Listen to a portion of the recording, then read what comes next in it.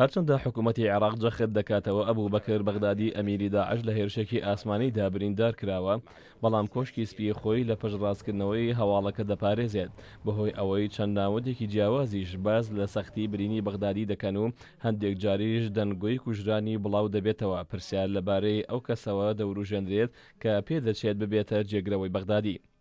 لۆرنس سکوایر و توێژەر لە پەیمانگەی جەنگ لە ئەمریکا لەو بڕوایەدایە پێشتر داعش خۆی بۆ ئەگەرێکی لەو جۆرە ئامادە کردبێت و ئەنجومەنی شورایە خودی بەغدادی کەسێکیان بۆ ئەمیری تاقمەکە دەستنیشان کردبێ.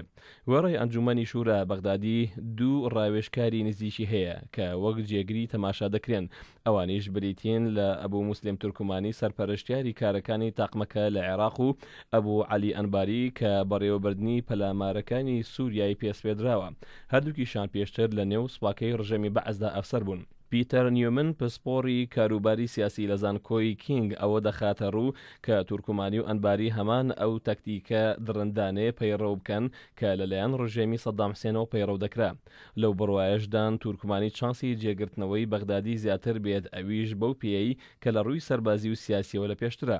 بەپێی پەیکەری ڕێکخراوەی داعشیش تورکمانی و ئەنباری دەسەڵاتیان لەو 12 لێپرساوی دیکە بەرزترا کە ئەرک و بەشە سەربازی و شەرعی و میدیایی و ئەمنیەکانی تاقمەکە بەڕێوە دەبن.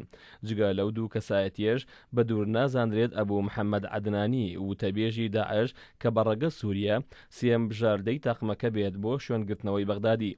بە تایبەتیش ئەگەر هاتوو ئەوە لە بەرچاو بگیرێت کە عەدنانی لە ڕێی پەیامە دەنگیەکانیەوە ڕۆڵی هەبووە لە گەیاندنی بۆچوون و بڕیارەکانی داعش. یەکێکی دیکە لە فاکتەرەکانی بەهێزکردنی چانسی عەدنانی بۆ سەرکردایەتیکردنی داعش ئەوەیە کە هاوشێوەی ئەبوو بەکر بەغدادی چەند ساڵێک لەگەڵ ژمارەیەکی زۆر لە سەرکردە سەرەکیەکانی تاقمەکە لە گرتوخانەی بۆکە زیندانی کراوە و لەو ڕێەوە توانیوەتی متمانیان بەدەست بهێنێ.